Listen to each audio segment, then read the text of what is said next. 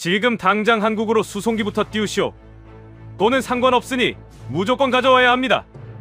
지금 대구공항에 거대한 덩치의 아랍에미리트 C-17 수송기가 엔진도 끄지 않은 채 묵직하게 버티고 있습니다. 마치 한국산 무기를 싣기 전까진 단 한 발자국도 움직이지 않겠다는 무언의 시위처럼 말이죠. 그런데 대구공항의 긴박함은 시작일 뿐입니다. 지금 아랍에미리트는 물론 사우디와 이라크까지 중동의 실력자들은 너나 할 것 없이 계약 물량의 긴급 조달을 애원하고 있습니다. 심지어 카타르 같은 국가들은 신규 계약서에 도장을 찍기도 전에 조기 납품부터 보장하라고 아우성이죠. 대한민국 방산공장 앞에는 지금 전 세계에서 온 백지 수표를 든 줄이 끝없이 늘어서 있습니다. 도대체 지난 70년 동안 이 작은 나라가 산속 깊은 곳에 무엇을 숨겨왔기에 어제까지만 해도 강대국들의 무기를 사가던 나라들이 이제는 한국의 무기 없이는 단 하루도 발 뻗고 잘 수 없게 된 걸까요? 지금부터 그 이야기를 들려드리겠습니다. 영상을 시청하신 후 마음에 드신다면 좋아요와 구독 버튼을 꾹 눌러주세요. 여러분의 관심이 저에겐 큰 힘이 됩니다. 그럼 바로 시작하겠습니다. 세계는 지금 두 가지 무기를 두고 싸우고 있습니다. 창과 방패입니다. 더 멀리 쏘는 창을 만들기 위해 강대국들은 수조 달러를 쏟아붓고 있죠. 그런데 정작 전장을 바꾼 건 창이 아니었습니다. 방패였습니다. 그것도 아무도 예상하지 못한 나라가 만든 방패가. 제 이름은 알렉산더 카잔스키입니다. 전직 미 정보부 기술정보 분석관이자 현재는 글로벌 안보 전략 싱크탱크 아이언사이트의 수석 분석가로 일하고 있죠. 30년 동안 저는 미사일 궤적만 봐왔습니다. 숫자와 고도와 속도 그리고 파괴력만이 진실이라고 믿었던 사람입니다. 그런데 2026년 3월 아부다비 상공에서 벌어진 그 30분이 저의 확신을 송두리째 흔들어 놓았습니다. 그날 밤 이야기를 하겠습니다. 미국과 이스라엘의 대규모 공습 직후 중동의 하늘은 완전히 다른 전장으로 바뀌었습니다. 단순한 지역 충돌이 아니었죠. 미사일과 드론과 전자전이 동시에 얽힌 현대전의 실험장이 되어버린 겁니다.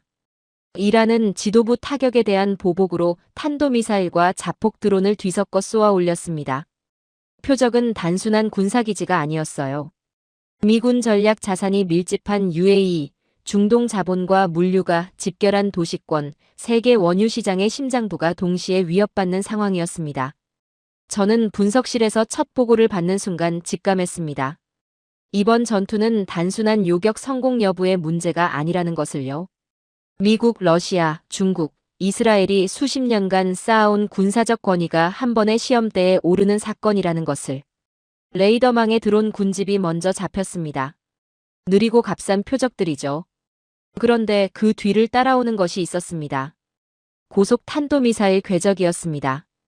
드론은 시선을 분산시키고 탄도미사일은 방공망을 소모시키며 순항미사일은 저고도로 파고드는 방식이었죠. 이 조합은 교과서에나 있는 이야기가 아니었습니다. 실제 국가를 마비시키기 위해 설계된 최악의 혼합 포화 공격이었어요.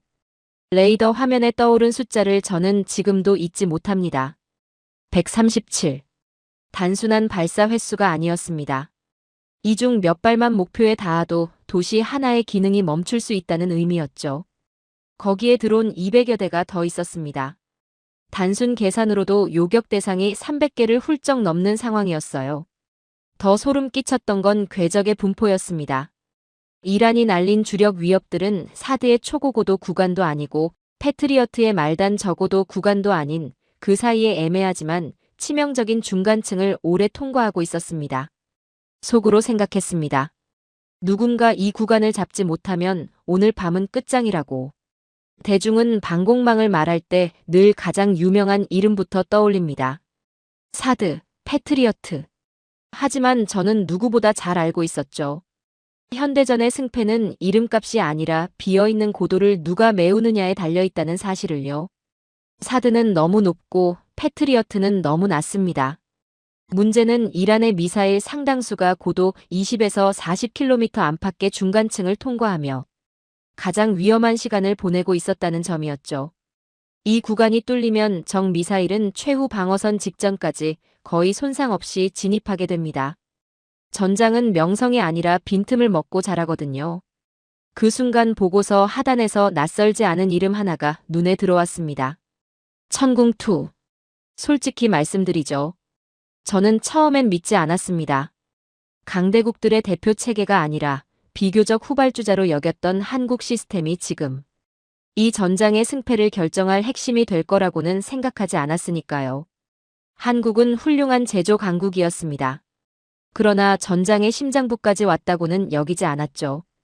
그런데 현장 데이터는 제 편견을 빠르게 무너뜨리기 시작했습니다.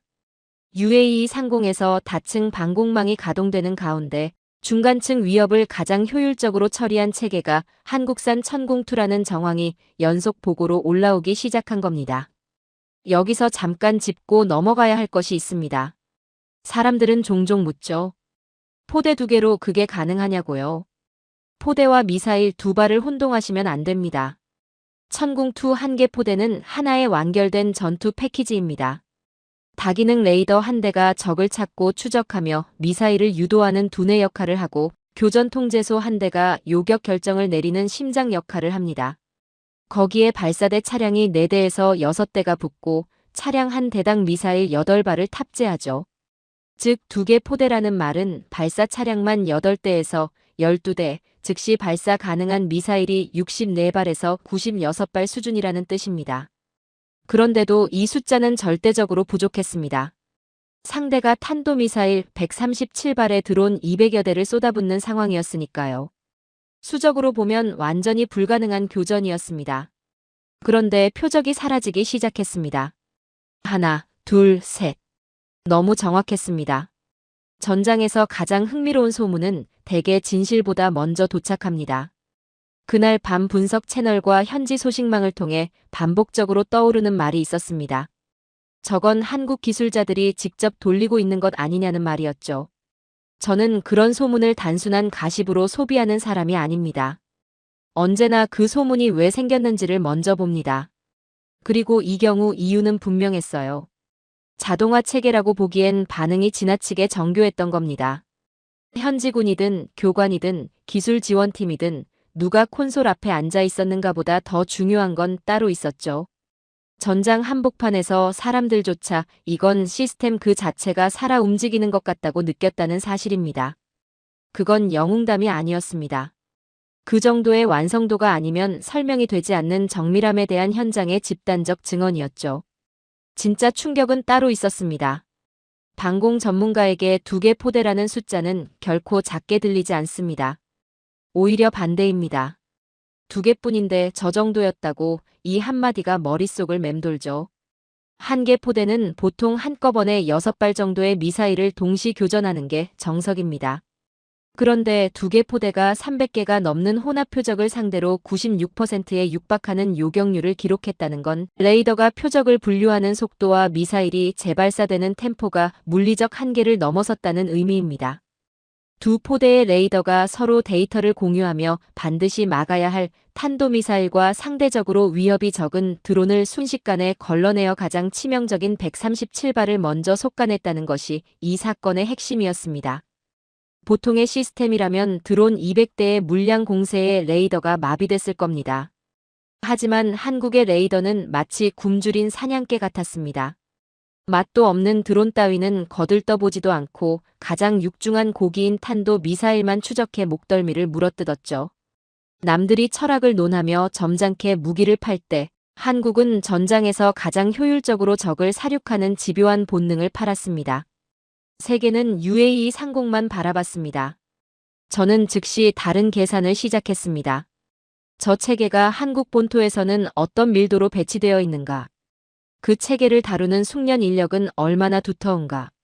그 뒤를 지탱하는 정비와 교관과 전술 통제 인력층은 어디까지인가? 한국은 평화가 전제된 국가가 아닙니다.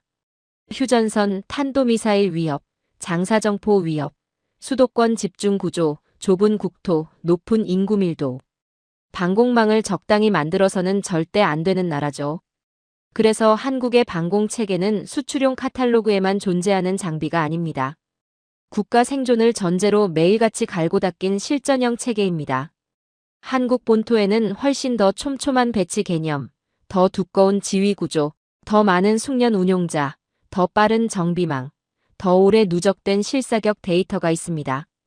UAE에서 세계가 본 것은 일부에 불과했습니다. 말 그대로 아주 작은 일부였죠. 그날 무너진 건 이란의 미사일만이 아니었습니다. 강대국들이 수십 년간 독점해온 군사적 권위도 함께 무너졌습니다. 세계는 UAE의 하늘을 보며 한국 무기의 성능을 논했습니다. 하지만 진짜 전문가들이 본 것은 따로 있었죠. 저 체계를 만든 나라, 저 체계를 매일 운용하는 사람들, 저 체계를 전국 단위로 배치한 국가. 한국은 무기를 가진 나라가 아닙니다. 방공 개념 자체가 국가 시스템 속에 녹아든 나라입니다. 그 나라를 정면으로 뚫는다는 발상 자체가 틀렸습니다. 저는 놀라지 않았습니다. 세계가 이제야 확인했을 뿐이죠. 대한민국은 원래 그런 나라였습니다. 왜 하필 한국이었을까요? 그날 밤 아부다비 상공의 레이더 데이터를 분석하던 제 손이 멈췄습니다. 경쟁국들의 전문가들은 입을 모아 운이 좋았다거나 우연의 일치라고 떠들어댔죠. 하지만 전장에서 30년을 굴러먹은 제 눈에 그따위 변명은 통하지 않습니다. 전장에서 우연히 만들어내는 결과물은 난잡하고 파괴적입니다. 하지만 그날 밤 천궁이 보여준 궤적은 마치 벼려진 칼날처럼 서늘하고 완벽하게 설계된 결과물이었습니다. 저는 성능표 따위는 집어치우고 놈들의 뇌를 열어보기 시작했습니다. 탄두의 무게, 사거리. 그런 수치엔 답이 없었으니까요.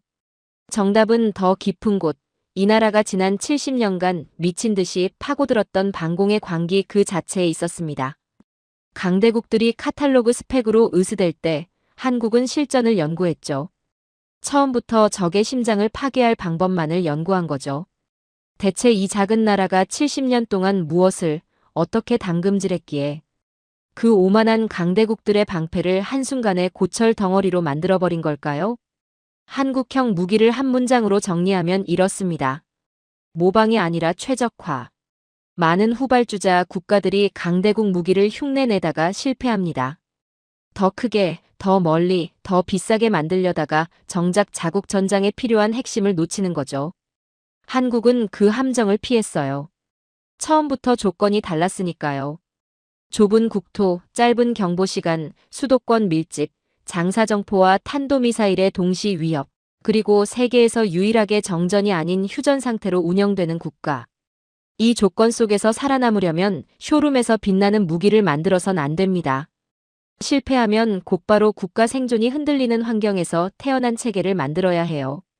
그래서 천궁2에는 과장이 들어갈 여지가 없습니다. 허세로 만들어질 수가 없는 무기입니다. 그 대가를 한국만큼 잘 아는 나라가 없으니까요. 한국은 미국이 되려 하지 않았습니다. 러시아 흉내를 내지도 않았고 이스라엘 복제품을 만들지도 않았어요. 오직 한국이 살아남기 위한 정답을 만들었습니다. 그리고 역설적으로 바로 그 점 때문에 사막이라는 전혀 다른 환경에서도 체계가 무너지지 않았던 겁니다. 진짜 생존을 전제로 만든 무기는 전장 환경이 바뀌어도 흔들리지 않거든요. 여기서 한 가지 짚고 싶습니다. 천궁2를 두고 한국판 패트리어트 아니냐고 말하는 사람들이 있어요. 저는 그 표현을 좋아하지 않습니다. 천궁2의 본질은 단순한 유사품이 아닙니다. 다층 방공망에서 가장 까다로운 중간층을 담당하며 전체 체계의 균형을 잡아주는 영리한 연결부입니다. 방공망은 강한 미사일 하나로 해결되지 않습니다. 너무 비싼 체계만 쌓아도 안 되고 너무 싼 체계만으로도 안 됩니다. 핵심은 어느 고도에서 어떤 표적을 어떤 비용과 반응 속도로 처리하느냐예요. 이란이 날린 미사일들은 정확히 그 중간층을 오래 통과했습니다. 그리고 천궁2는 그 구간에서 단순히 참여한 게 아니라 가장 경제적이고도 가장 치명적인 방식으로 위협을 잘라냈습니다. 강대국들의 일부 체계는 지나치게 과시형이에요. 이름값, 압도적 사거리, 과시적 스펙에 기대는 경향이 있습니다. 반면 한국은 방공을 과시의 수단이 아니라 생존 구조로 봤죠. 가장 위험한 구간에서 가장 효율적인 비용으로 가장 안정적으로 적을 끊어내는 것. 이것이 한국식 방공 철학입니다. 언론은 숫자를 좋아합니다. 요격률 96%, 드론 수백 대 대응, 탄도미사일 수십 발 격추. 물론 그 숫자들은 중요하죠. 하지만 저는 그 숫자 뒤를 봅니다. 포화 공격에서 진짜 위험한 건 한 발 한 발의 위력이 아닙니다. 방공망이 혼란에 빠지는 순간이 더 무섭습니다. 표적 우선순위가 꼬이고 발사 타이밍이 흔들리고 탄약이 잘못 배분되면 방어는 성능 부족이 아니라 체계 붕괴로 끝납니다. 그런데 그날 UAE 상공에서 한국 체계는 그 붕괴를 허용하지 않았어요. 오히려 공격이 거세질수록 더 냉정해졌습니다. 제가 그날 UAE 상공에서 본 것은 높은 명중률이 아니었습니다. 공포 속에서도 흐트러지지 않는 한국식 질서였죠. 한 가지 더 중요한 변화가 있습니다. 이전까지 일부 국가들에게 한국 방사는 이렇게 인식됐습니다. 서방 무기보다 조금 싸고 빨리 받을 수 있는 괜찮은 대안. 하지만 실전은 잔인합니다. 실전은 대안을 기준으로 바꿔버리거든요. UAE 전투 이후 천공투는 더 이상 가성비 좋은 옵션이 아니었습니다. 전장에서 살아남은 무기는 가격표로만 평가받지 않아요. 위기 상황에서 믿고 맡길 수 있는가? 그 질문에 답한 존재가 되는 겁니다. 그날 이후 한국 방사는 괜찮은 선택지에서 가장 먼저 검토하는 체계로 이동하기 시작했습니다. 세계가 처음으로 한국을 방산 시장의 주변부가 아니라 판을 다시 짜는 중심부 플레이어로 보기 시작한 거죠. 많은 사람들은 그날 밤 천공투의 높은 요격률만 기억할 겁니다. 하지만 제가 본 것은 달랐습니다. 한국이라는 나라가 전쟁을 얼마나 현실적으로 이해하는지 그 차가운 사고방식이 실전에서 증명되는 순간이었습니다. 강대국들은 더 크고 더 비싼 이름을 자랑했습니다. 한국은 그 사이에 빈칸을 메웠어요. 남들이 과실을 설계할 때 한국은 생존을 설계했습니다. 그래서 사막에서도 흔들리지 않았던 겁니다. 저는 그날 새로운 무기를 본 것이 아닙니다. 세계가 앞으로 어디를 기준으로 삼게 될지 그 방향을 먼저 본 겁니다. 한국은 더 이상 괜찮은 대안이 아닙니다. 이제 한국은 기준이 되기 시작했습니다. 사람들은 방공 체계를 떠올릴 때 언제나 같은 장면부터 상상합니다. 수직으로 솟구치는 불꽃, 공중에서 교차하는 궤적, 그리고 폭발 화려하고 극적이고 눈에 잘 들어오죠. 그런데 저는 이 한 가지를 알고 있습니다. 전장에서 진짜 승부가 갈리는 순간은 발사 버튼을 누르는 그 찰나가 아니에요.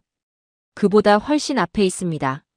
무엇이 날아오고 있는지 먼저 알아보는 순간 바로 거기서 전쟁의 결과가 결정됩니다. 이란이 쏘아 올린 것은 단순한 미사일이 아니었습니다. 탄도미사일, 순항미사일, 드론, 기만체, 전파 교란 요소가 한꺼번에 뒤섞인 복합 포화 공격이었죠. 이런 상황에서는 단순히 많이 보는 것만으로는 안 됩니다. 오히려 위험합니다. 적이 노이즈와 기만체를 뿌리는 이유가 뭔지 아세요? 탐지 체계를 끌려다니게 만들기 위해서입니다. 눈먼 괴물처럼 사방을 쫓아다니다가 정작 치명적인 표적을 놓치게 만드는 거죠. 무기가 강하다는 말은 흔합니다. 하지만 전장에서 더 드문 것은 적이 보낸 혼란을 먼저 정리해내는 체계입니다. 한국의 다기능 레이더가 무서운 이유가 바로 여기 있습니다. 이 레이더는 단순히 표적을 찍는 장비가 아니에요. 각 표적의 속도, 고도, 접근 각도, 비행 패턴, 위협 우선순위를 동시에 계산해서 교전 질서를 만들어내는 전장 분류기처럼 움직입니다. 드론은 느리지만 숫자로 혼란을 만들고 순항미사일은 낮게 파고들며 탐지 스트레스를 주고 탄도미사일은 짧은 시간 안에 공포를 낙하시킵니다.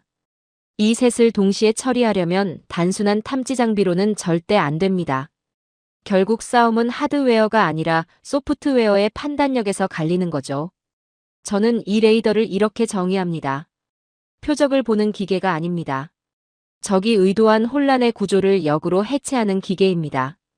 이 지점에서 처음에 제가 꺼냈던 소문을 다시 끌어와야겠습니다. 한국인이 직접 돌리는 것 아니냐는 그 말이요. 저는 그 소문의 감정적 배경은 이미 얘기했습니다. 지금은 기술적 배경을 얘기하겠습니다. 사막 전장은 잔인합니다. 낮의 열기가 레이더 성능을 왜곡하고 미세한 먼지가 냉각 계통을 괴롭히고 해안과 도시와 군사시설이 뒤섞인 전파 환경이 신호를 복잡하게 간섭합니다.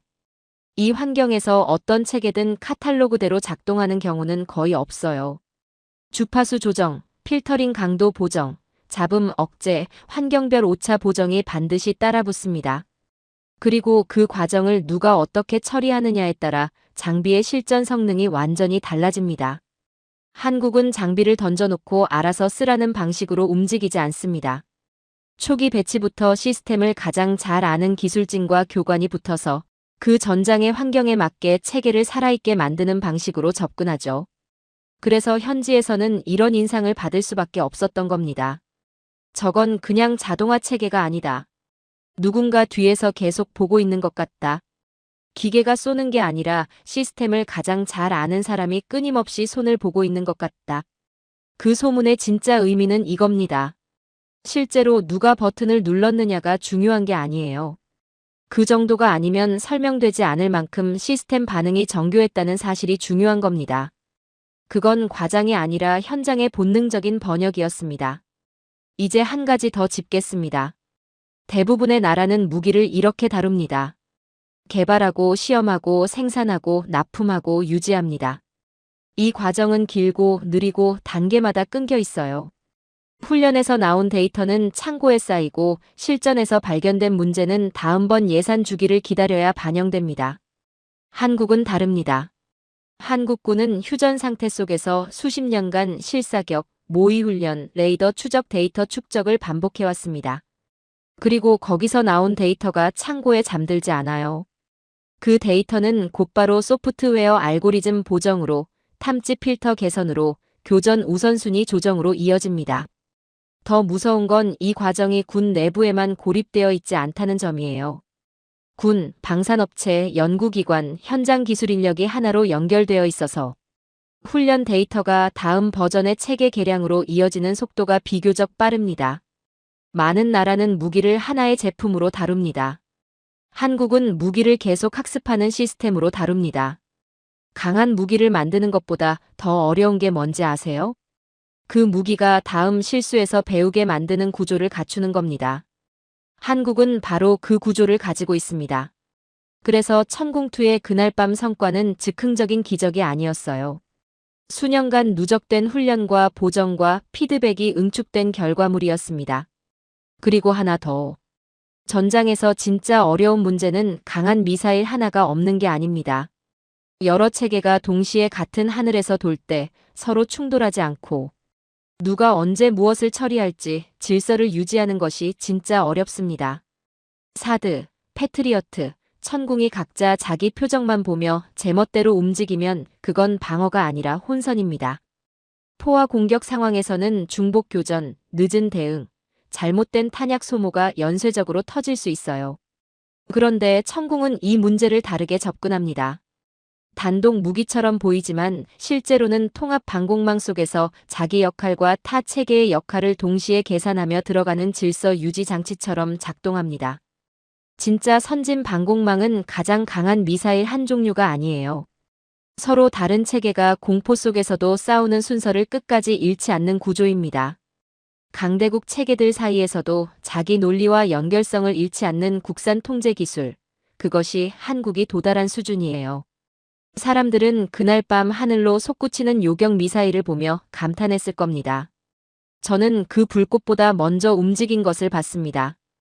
어떤 표적을 먼저 끊어낼지 판단하는 레이더, 사막의 노이즈 속에서도 맥을 잃지 않는 소프트웨어, 훈련과 데이터를 실전 성능으로 환원시키는 피드백 구조, 그리고 여러 체계가 한순간도 순서를 잃지 않게 만드는 통합 지휘 통제. 많은 나라가 미사일을 만듭니다. 하지만 전장을 먼저 이해하고 끝까지 계산하는 나라까지는 많지 않습니다. 한국은 이미 그 단계에 들어서 있었습니다. 세상은 발사 장면만 봤습니다. 저는 그 뒤에서 전장을 통째로 읽고 있던 보이지 않는 한국의 두뇌를 봤습니다. 전장이 한창인데도 사람들은 이미 결과를 논하기 시작했습니다. 무너진 벙커, 파괴된 레이더 기지, 흔적도 없이 사라진 지휘소. 그 잔의 사진들이 실시간으로 퍼지고 있는 와중에도 저는 그 직전의 심리를 더 오래 들여다봅니다. 왜 이란 지도부는 그렇게까지 자신 있었는가? 그들의 방공망은 단순한 무기 목록이 아니었어요. 정권 생존의 최후 보루였습니다. 수도권 방어, 핵심 시설 방호, 최고 지도자, 은신처, 군사 지휘망 생존성까지 전부 그 위에 얹혀 있었죠. 러시아제 장거리 방공 체계, 중국산 대공 레이더, 자국식 다층 방어망이 하나로 묶인 구성이었습니다. 지도부는 그걸 보며 믿었습니다. 서방의 공습은 감당 가능하다고. 스텔스기라도 심장부까지 무방비로 들어오진 못할 거라고. 그 믿음이 얼마나 위험한지 저는 잘 압니다. 형편없는 방공망보다 더 위험한 건 실제보다 강하다고 믿게 만드는 방공망이거든요. 이란의 패배는 공습이 시작된 순간부터가 아니었습니다. 자기 체계의 수준을 잘못 읽은 그 훨씬 전부터 시작된 겁니다. 중국과 러시아의 방공 체계는 종이 위에서 정말 대단해 보입니다. 긴 탐지 거리, 스텔스 탐지 가능성, 다수 표적 동시 교전, 고고도부터 저고도까지 대응 능력. 숫자만 보면 누구라도 겁을 먹죠. 그런데 전장은 카탈로그대로 움직이지 않습니다. 현대 방공망의 진짜 시험은 탐지 거리가 아니에요. 전자전 속에서도 표적을 끝까지 믿고 추적할 수 있느냐입니다. 전쟁에서 적은 정직하게 날아오지 않습니다. 재밍을 뿌리고 가짜 신호를 만들고 레이더를 속이고 아군 체계끼리 헷갈리게 만들고 일부러 반응을 유도한 뒤 본타격을 꽂습니다. 이란 방공망은 첫 전자전 파도부터 흔들렸습니다. 표적이 너무 많아서가 아니었어요. 무엇을 믿어야 하는지 판단하는 능력이 급속도로 흐려졌기 때문입니다. 레이더가 못 본 게 아니었습니다. 더 무서운 건 너무 많은 것을 보고도 무엇이 진짜인지 확신하지 못했다는 점이죠. 저는 이걸 카탈로그와 실전 사이의 참혹한 절벽이라고 부릅니다. 중국산 대형 레이더에 대한 환상을 먼저 짚겠습니다. 많은 사람들이 멀리 탐지하면 강한 레이더라고 단순하게 생각합니다. 전장은 그렇게 움직이지 않아요. 광역 탐색은 중요합니다. 하지만 그것만으로는 아무도 살릴 수 없습니다. 방공망이 정말 필요한 건 표적의 정확한 위치와 추적 안정성을 바탕으로 실제 발사체를 끝까지 유도할 수 있는 수준의 정밀성입니다. 멀리 본다고 해서 맞힐 수 있는 건 아닙니다. 전장에선 보는 것보다 끝까지 붙잡고 놓치지 않는 것이 훨씬 어렵죠. 중국산 저주파 계열 레이더는 이론상 스텔스 탐지 가능성을 강조해왔습니다. 그런데 저주파 특성상 정밀 화력 통제에 바로 연결되기 어렵고 주변 전파 환경과 기만 신호에 취약해질 수 있습니다. 어딘가에 뭔가 있다는 수준의 정보와 지금 이 좌표의 이 위협을 이 순간 때려야 한다는 전투 정보는 완전히 다른 겁니다. 이란은 첫 번째를 두 번째로 착각했습니다. 중국은 그 착각을 부추겼고요. 가장 잔인한 건 바로 그 지점입니다. 지휘부가 레이더 그림을 보고 안심하게 만들었다는 점이에요. 탐지가 불완전하면 지휘부는 움직여야 합니다. 그런데 탐지가 충분하다고 믿으면 오히려 더 깊숙이 고정되고 더 늦게 반응하게 됩니다. 이란의 벙커와 지휘 체계는 레이더망이 살아있다고 믿는 사이 이미 죽은 체계 위에서 명령을 내리고 있었던 겁니다. 러시아식 체계 이야기로 넘어가겠습니다. 저는 러시아 체계를 단순히 성능이 약하다고 말하지 않습니다. 개별 장비 단위로는 충분히 위협적일 수 있어요. 문제는 그 다음이죠. 현대전은 장비 하나의 성능보다 장비와 장비 사이가 얼마나 끊기지 않고 살아 움직이는가가 훨씬 더 중요합니다. 복합 교전 환경에서 이종 체계 간 연동, 실시간 정보 흐름, 전자전 대응과 교전 우선순위 재조정이 동시에 유기적으로 맞물려야 합니다. 러시아식 체계는 바로 거기서 균열이 납니다. 이란은 러시아 체계와 중국 체계, 자국산 자산을 한데 묶어 써야 했습니다. 카탈로그 조합으로는 화려해 보이죠. 그런데 전자전이 시작되면 서로 다른 신호 규격, 다른 교리, 다른 유지보수 철학이 충돌합니다. 겉으로는 하나의 방패처럼 보였지만 안으로 들어가면 지휘자 없이 제각각 연주하는 오케스트라에 가까웠습니다. 방공망은 장비 전시장이 아닙니다. 초단위의 협업 시스템이에요. 개별 체계가 살아있어도 전체 방공망은 이미 죽기 시작합니다. 그리고 현대전에서 먼저 죽는 건 종종 발사대가 아니라 우리가 아직 싸울 수 있다는 체계적 착각이죠. 이란만의 이야기가 아닙니다. 저는 항상 교차 검증을 합니다.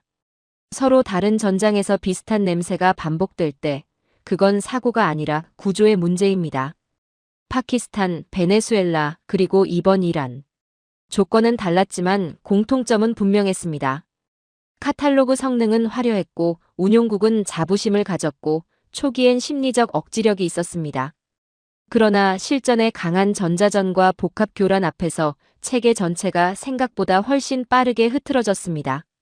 무기가 실패할 수는 있습니다. 그러나 같은 방식의 실패가 다른 전장에서 반복된다면 그건 사고가 아니라 철학의 문제입니다. 그런데 저는 여기서 더 깊이 들어가야 한다고 봅니다. 실전에서 무너지는 체계는 보통 기술만의 문제가 아니에요. 기술이 왜곡되기 훨씬 이전 단계가 있습니다.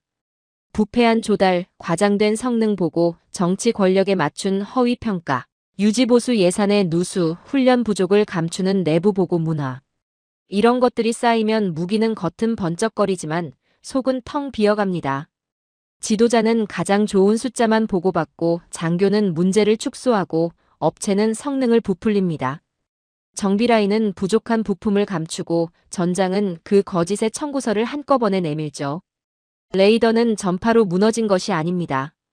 그보다 훨씬 전에 정직하지 않은 보고 체계 속에서 이미 무너지고 있었던 겁니다. 이 부분에서 저는 한국을 다시 떠올립니다. 한국의 강점은 천재적인 한 발의 미사일이 아니에요. 훈련 데이터를 숨기지 않고 문제를 직시하고 개선을 반복하는 산업과 군 구조의 정직성입니다. 그리고 그 정직성이 바로 실전에서 살아남는 체계를 만들어냅니다. 중국과 러시아가 그날 잃은 것은 레이더 몇 기의 명예가 아니었습니다. 세계가 그들의 말을 믿어주던 마지막 여유였습니다. 이제 세계는 달라진 질문을 던지기 시작했습니다. 탐지거리 몇 킬로미터인가, 동시 교전 몇 발인가만이 아니에요.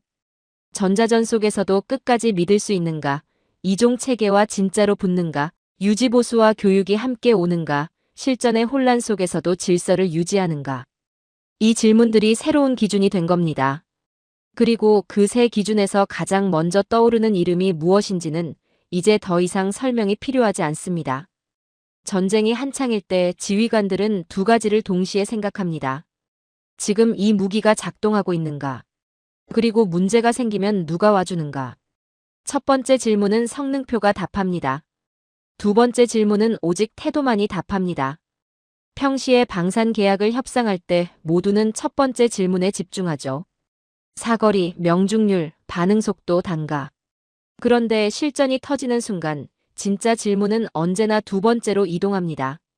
부품이 마모되면 누가 오는가? 센서가 오차를 내면 누가 보정하는가? 레이더가 사막 환경에서 흔들리면 누가 붙어 있는가? 왕실도 국방부도 전선의 지휘관도 본능적으로 이 질문을 던집니다. 왜냐하면 실전에서 완벽한 장비란 존재하지 않으니까요. 문제는 반드시 생깁니다. 그래서 마지막에 국가가 붙잡는 건 성능표가 아니라 신뢰입니다. 한국 방산의 진짜 강점은 무기 자체가 아니에요. 그 무기가 문제를 일으켰을 때도 관계를 끊지 않는다는 점입니다. 여기서 저는 한국 기술자들의 존재를 전혀 다른 각도에서 보겠습니다.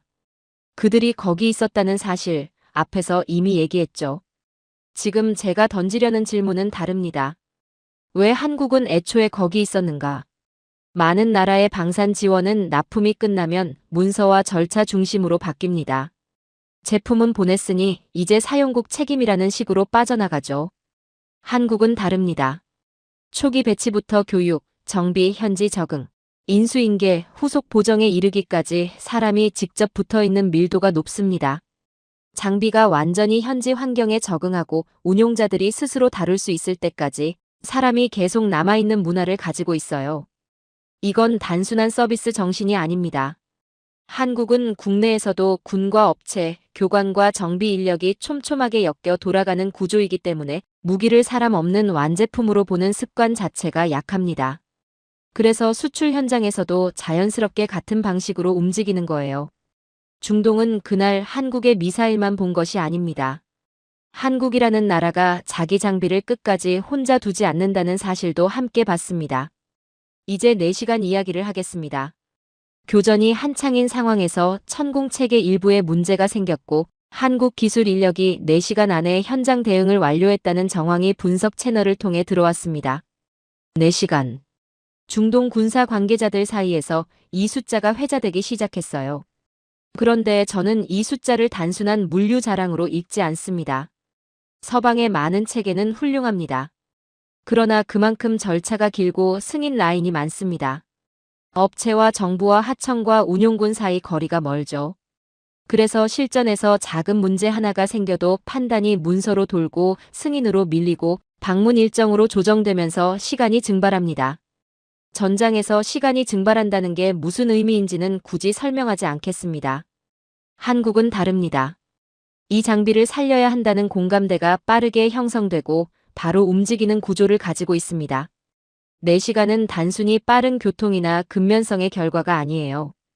군과 업체의 거리, 현장 이해도, 기술자 숙련도, 의사결정 속도, 그리고 책임 회피보다 해결을 우선하는 문화가 동시에 작동한 결과입니다. 중동이 감탄한 건 한국의 속도가 아니었습니다. 그 속도를 가능하게 만든 책임의 밀도였죠. 한 가지 더 있습니다. 한국은 단순히 완성품을 보내지 않았어요. 전력화 과정 자체를 함께 보냈습니다. 교육용 물량, 시범 운용 자산, 교관 파견, 현지 운용 인력 훈련, 정비 매뉴얼 현지화, 초기 문제 대응 체계. 이런 요소들은 언론 기사에서는 작게 다뤄지지만 실제 군사 운용에서는 엄청나게 중요합니다. 많은 나라가 무기를 사도 전력화에 실패합니다. 장비는 들어왔는데 사람은 익숙하지 않고 정비 체계는 헐겁고 교리는 아직 녹아들지 않은 상태. 이런 상황에서 실전이 터지면 무기는 제 성능을 절대 발휘하지 못해요. 무기를 파는 건 쉽습니다.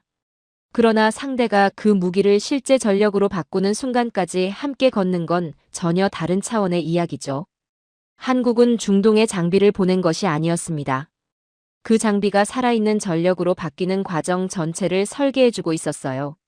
대한민국은 제품만 잘 만드는 나라가 아니라 상대 국가의 하늘을 지키는 체계가 실제로 완성될 때까지 책임지는 나라였던 겁니다. 그리고 사막 이야기를 빼놓을 수 없습니다. 사막은 모든 장비를 시험합니다. 극단적인 고온, 낮과 밤의 큰 온도차, 미세먼지의 침투, 냉각 효율 저하, 전자장비 오염. 훈련장에서는 잘 돌아도 이 환경에서는 예상보다 훨씬 빨리 지치는 장비들이 있습니다. 그래서 진짜 강한 체계는 발사 성능만이 아니라 환경 속에서도 버티게 만드는 관리 철학이 필요해요. 한국은 바로 그 지점에서 차이를 보여줬습니다. 현지 맞춤형 냉각, 방진 보강, 유지관리 프로토콜 최적화, 운용 환경별 보정. 이런 부분은 전시회에서는 잘 보이지 않습니다. 그런데 실제 전장에서는 이 사소한 집착이 목숨을 살립니다. 한국은 무기의 성능을 자랑하는 데서 멈추지 않았습니다. 그 무기가 사막에서도 끝까지 자기 능력을 잃지 않게 만드는 데까지 갔죠. 중동의 권력자들은 기술만으로 마음을 열지 않습니다. 그들은 태도를 봅니다. 이 나라가 정말 우리와 끝까지 함께할 것인가를 봅니다. 어떤 나라는 계약할 때는 웃지만 위기가 오면 법무팀부터 찾습니다. 어떤 나라는 보도자료는 화려하지만 전선이 흔들리면 자국민 철수부터 생각합니다. 한국은 달랐습니다. 위험을 모르는 나라가 아니에요. 다만 위험 앞에서 관계를 끊는 방식으로 행동하지 않는 나라에 훨씬 더 가깝습니다. 그래서 중동 왕실과 지도부 사이에 이런 인식이 퍼지기 시작했습니다. 한국은 전쟁이 나도 장비를 버리고 사라지는 나라가 아니다. 이건 대단히 강한 평가입니다. 국제방산 시장에서 신뢰의 최종 단위는 언제나 돈이 아니라 위기시 태도이기 때문이에요. 많은 사람들은 천공투가 몇 발을 맞췄는지를 기억할 겁니다. 하지만 중동의 권력자들이 더 오래 기억하게 될 것은 따로 있습니다. 문제가 생겼을 때 누가 와주었는가? 장비가 흔들릴 때 누가 끝까지 붙어 있었는가? 실전이 시작된 뒤에도 누가 관계를 끊지 않았는가? 신뢰는 광고로 쌓이지 않습니다. 위험한 순간 누가 남아 있었는지가 결정하죠. 한국이 판 것은 미사일이었습니다. 그러나 중동이 실제로 손에 넣은 것은 전쟁이 나도 끝까지 함께 버텨주는 대한민국이라는 관계였습니다. 전쟁이 터지면 사람들은 폭발 장면부터 봅니다. 불타는 활주로, 연기 기둥, 격추된 잔해. 그런데 저 같은 전략 분석가는 그 장면보다 다른 것을 먼저 봐요. 항로가 막히는가? 보험이 멈추는가? 유조선이 서는가? 가격이 튀는가? 현대전에서 나라를 진짜로 질식시키는 건 미사일 그 자체보다 그 미사일이 만들어내는 공급망 공포입니다. 호르무즈 해협이 봉쇄 위협에 들어가고 선박 보험이 흔들리고 운항 리스크가 급등하면 그 파장은 군사 영역을 훨씬 벗어나죠. 제조업, 물가, 물류, 환율, 국가 비축 전략이 동시에 흔들리기 시작합니다. 한국 같은 에너지 수입 의존국에게 중동 전쟁은 단순한 국제 뉴스가 아니에요. 곧바로 산업 전체의 체온을 떨어뜨릴 수 있는 사건이죠. 반도체 라인이 멈출 수 있고 정유 설비가 흔들릴 수 있고 철강 용광로가 식을 수 있습니다. 중동의 하늘이 무너지면 한국의 공장 굴뚝도 함께 흔들리기 시작하거든요. 그러니까 천공투가 UAE 상공에서 지켜낸 것은 단순히 중동 한국가의 영공이 아니었습니다. 그 하늘이 살아남은 것은 곧 에너지 흐름이 살아남은 것이고 에너지 흐름이 살아남은 것은 한국 산업이 버틸 수 있다는 의미였죠. 이제 UAE가 어떻게 반응했는지 얘기하겠습니다. 많은 사람들은 국제관계를 감정으로 읽죠. 고맙습니다. 형제국, 굳건한 우정. 저는 그런 표현을 그대로 받아들이지 않아요. 국가는 말보다 자원을 어떻게 배분하느냐로 진심을 드러내거든요. UAE는 한국의 방공 체계가 실제 위기에서 자기 영공을 지켜낸 것을 확인한 뒤 단순한 칭찬을 넘어 전략 자산의 우선순위를 바꾸기 시작했어요. 누가 먼저 보호받는가, 누가 먼저 배정받는가, 위기 때 누구에게 먼저 문을 여는가. 국가가 정말로 어떤 나라를 귀하게 여기기 시작하면 외교 성명보다 이런 것들이 먼저 달라지죠. 감사는 말로 끝납니다. 하지만 신뢰는 자원 배분 순서를 바꾸죠. 그 가장 상징적인 대상이 바로 원유였어요. 원유 600만 배럴. 이 숫자를 경제 기사처럼 읽으면 안 됩니다. 전략 문서 언어로 번역해야 해요. 이것은 거래량이 아니에요. 우리는 당신을 우선순위에 놓았다는 선언이죠. 전쟁과 봉쇄 위협 속에서는 모든 배럴이 동일하지 않습니다. 위기 국면에서는 누구에게 얼마나 먼저 배정하느냐가 곧 외교적 선택이 되거든요. 유가보다 중요한 건 언제나 배정 순서입니다. 위기 속 원유는 상품이 아니라 선택의 증거이기 때문이죠. 한국이 UAE로부터 받은 것은 단순히 기름이 아니었어요. 당신들은 우리 하늘을 지켜줬고 우리는 당신들의 산업을 멈추지 않게 해주겠다. 이 한 문장이 600만 배럴 안에 담겨 있었던 겁니다. 여기서 저는 방산의 본질을 다시 정의해야겠어요. 대중은 방산을 자주 무기 수출이라고 부르죠. 절반만 맞는 표현입니다. 진짜 방산은 한 국가의 불안을 다른 국가의 안정으로 바꿔주는 산업이에요. 그리고 동시에 그 거래를 통해 자국의 불안도 줄여나가는 산업이고요. UAE는 한국에게서 천공투를 받았죠. 한국은 그 대가로 단순한 계약 금액뿐 아니라 중동의 전략적 신뢰, 에너지 우선권, 위기시 파트너십을 되돌려받기 시작했습니다. 전통적으로 한국은 에너지 안보에서 늘 불안의 수입자에 가까웠어요. 외부 위기, 육아 충격, 해상 봉쇄, 중동 정세 변화에 크게 흔들릴 수밖에 없는 구조였죠. 그런데 지금은 달라지기 시작했습니다. 한국은 단순히 사정하는 수입국이 아니라 중동 국가가 먼저 전략적으로 챙겨야 하는 파트너가 되어가고 있거든요. 무기를 잘 만든 나라가 강한 나라일 수 있습니다. 그런데 그 무기가 자국의 에너지 불안을 줄여주기 시작한다면 그건 이미 산업을 넘어 국가 전략의 승리예요. 여기서 한 가지 구조를 보겠습니다. 천공은 방어 자산이죠. 그 방어 자산이 중동 인프라를 지킵니다. 인프라가 살아남으면 에너지 흐름이 유지되고요. 에너지 흐름이 유지되면 한국 산업이 버팁니다. 산업이 버티면 다시 방산 생산도 유지되죠. 저는 이걸 방패의 경제학이라고 부릅니다. 방패가 하늘을 지키고 하늘이 원유를 지키고 원유가 공장을 지키고 공장이 다시 방패를 만드는 구조예요. 이 순환이 무섭습니다. 한국처럼 제조업 강국이면서 수출 강국이면서 에너지 수입국이면서 안보 위협 상시 국가인 나라에서만 가능한 독특한 순환이거든요. 천공투는 그냥 미사일이 아니었어요. 대한민국의 반도체 라인, 정유 공정, 화학 플랜트, 철강 용광로, 물류 항만의 불빛을 함께 지켜낸 방패였죠. 그리고 한 가지 더. 국제관계에서 진짜 강한 유대는 보통 두 가지 상황에서 생깁니다.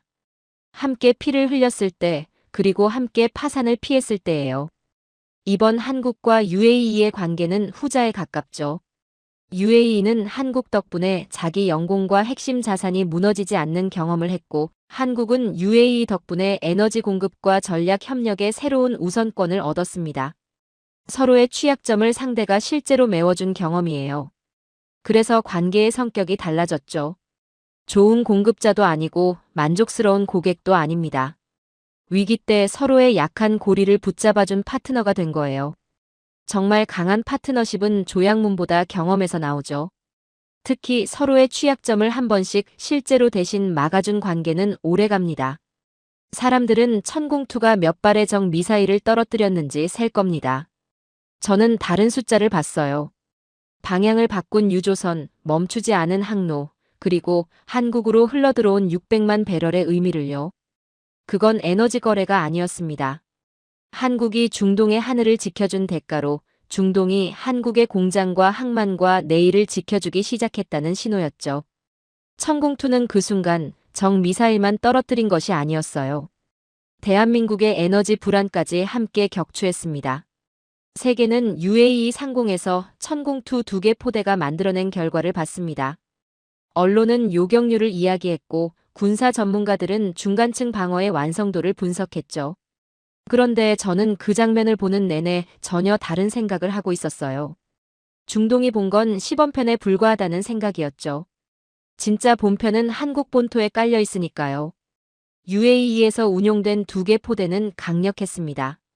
그러나 그건 한국식 방공 체계 전체의 일부, 그것도 아주 작은 일부에 불과해요. 2개 포대와 한국 본토를 가르는 차이는 단순히 수량이 아닙니다.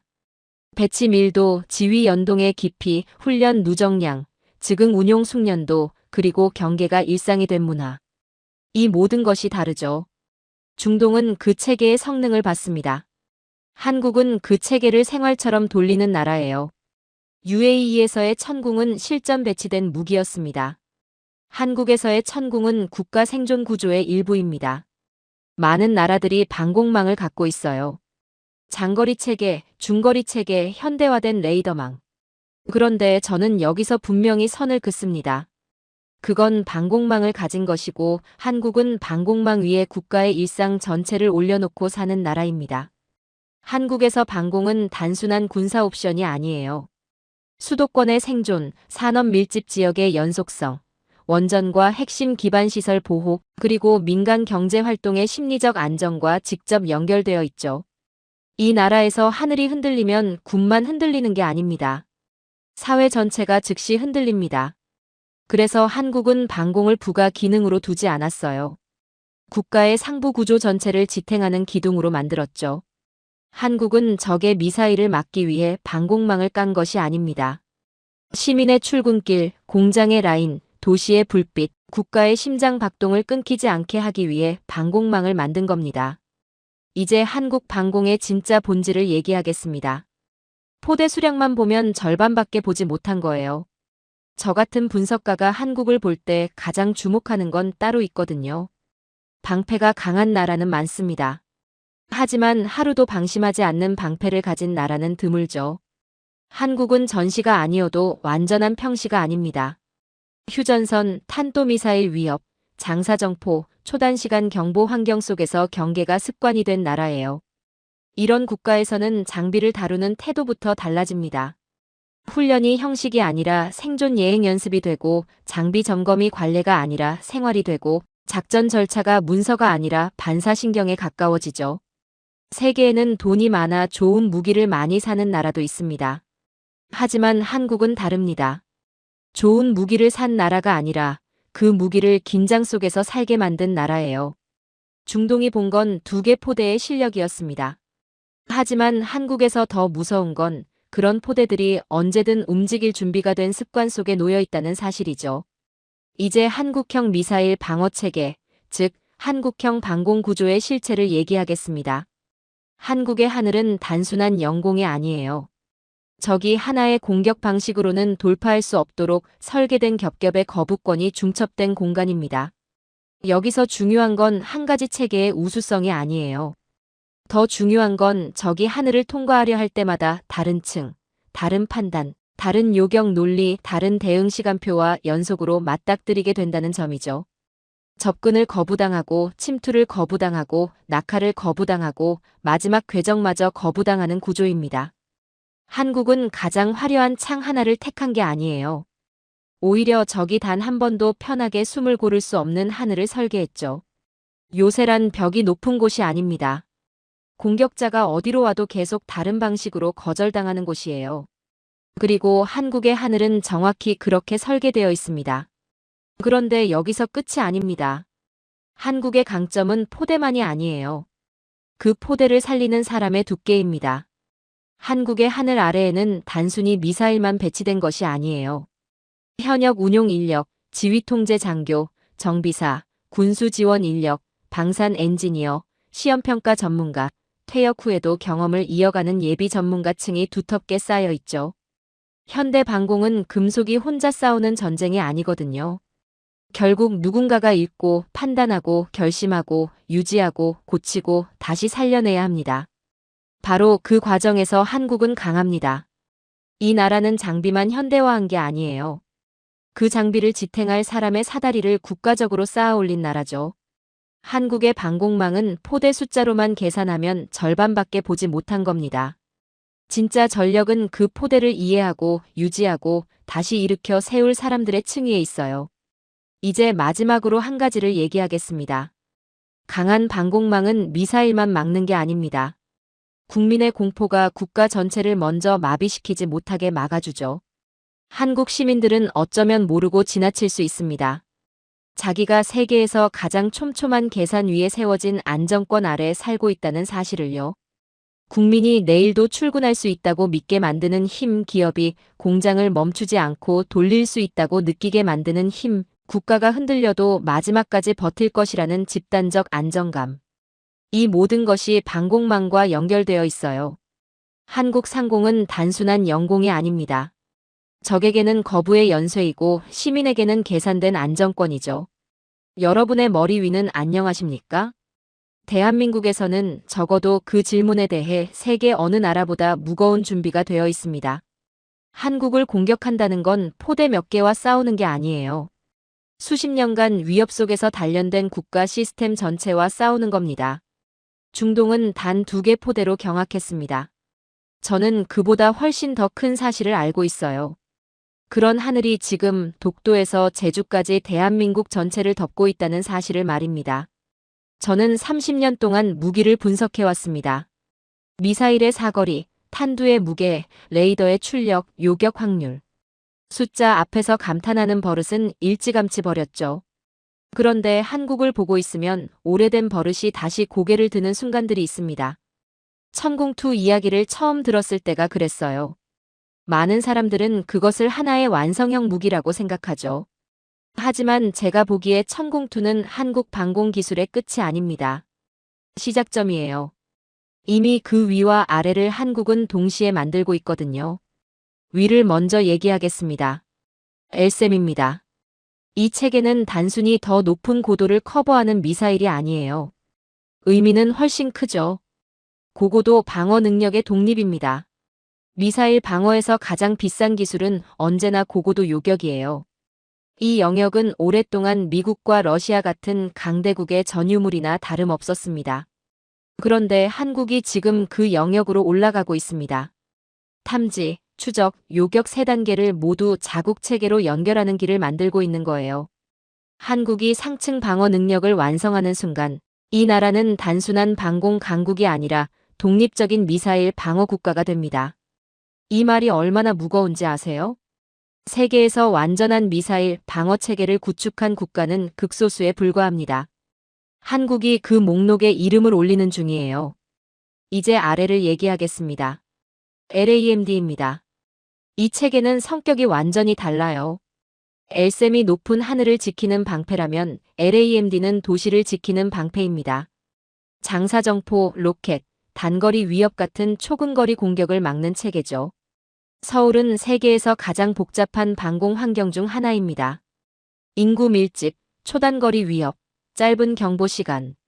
이 모든 조건이 겹친 도시를 지키는 기술은 극도로 어렵습니다. 한국은 지금 그 가장 어려운 문제를 풀려고 하고 있어요. 그런데 흥미로운 건 따로 있습니다. 서울을 지키기 위해 만들어진 기술은 결국 다른 도시들도 필요로 하게 됩니다. 세계 곳곳에 서울과 비슷한 조건의 도시들이 있거든요. 인구가 밀집하고 위협이 가깝고 시간이 없는 도시들이요. 한국이 그 문제를 해결한다면 그 기술은 단순한 국산 무기가 아니라 세계가 찾는 해답이 됩니다. 그리고 한 가지 더 얘기해야 하는 게 있습니다.